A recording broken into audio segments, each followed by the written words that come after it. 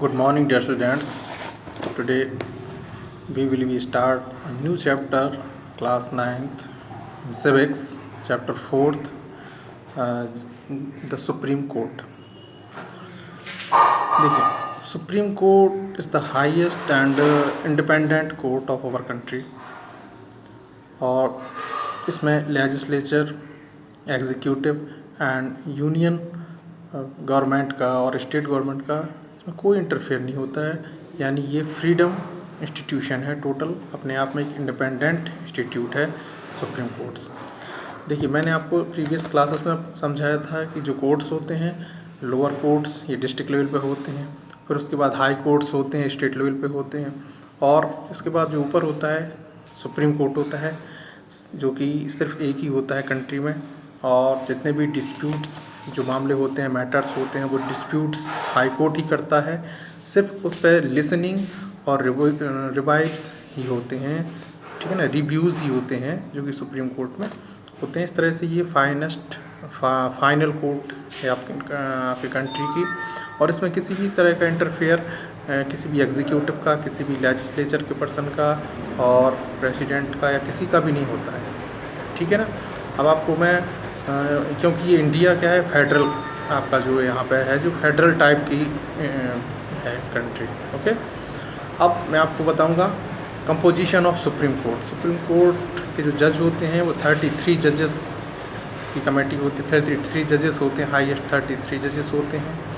और supreme court का जो जज होता है वो एक ही होता है, और वो 7 जज का एक प्लूरल होता है, एक ग्रुप होता है 7 जज का, जो कि चीफ जस्टिस की मीटिंग में, हेडनेस में, वो 7 जजेस ये डिसाइड करते हैं किन को रखना है, किन को नहीं रखना है, और वो जजेस की जो जिस तरह से उसकी कमी होती है, जजेस की कमी को पूरा करते हैं, ठीक है।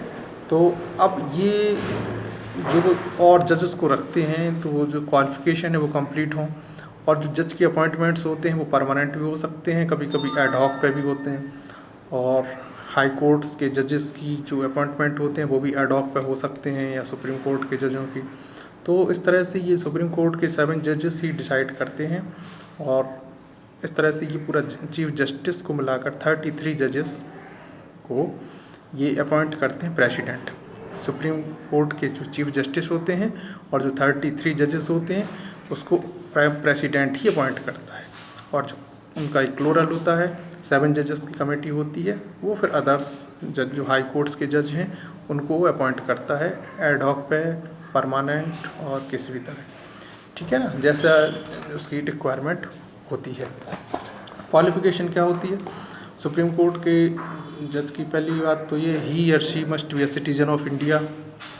दूसरा, उसने किसी भी हाई कोर्ट में 5 ईयर्स एज ए जज वर्क किया हो, हाई कोर्ट में, या मोर सेशंस में कम से कम 5 साल का वर्क किया हो, या और अगर ऐसा नहीं है तो वो किसी भी हाई कोर्ट में उसने 10 ईयर्स तक, 10 साल तक एज ए एडवोकेट वर्क किया हो, वकील के रूप में काम किया हो, या 2 कोर्ट्स के सेशन में से ज़्यादा काम किया हो, या फिर वो किसी, अगर ये भी नहीं है तो फिर या किसी प्रेसिडेंट की अपॉइंटमेंट पे, प्रेसिडेंट की परमिशन पे या ओपिनियन पे वो आया हो, प्रेसिडेंट जिसको निजी तौर पे जानते हो कि ये है इस लायक, तो ऐसे लोग ही सुप्रीम कोर्ट के लिए क्वालिफाई होते हैं।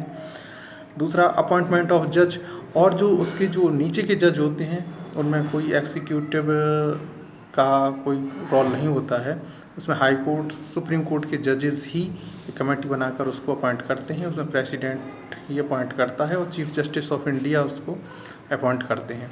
इस तरह से 7 जज और बाकी के 33 जजेस हैं उनको प्राइम मिनिस्टर करता है, वो प्रेसिडेंट करता है, प्रेसिडेंट के बाद ही अपॉइंट करता है।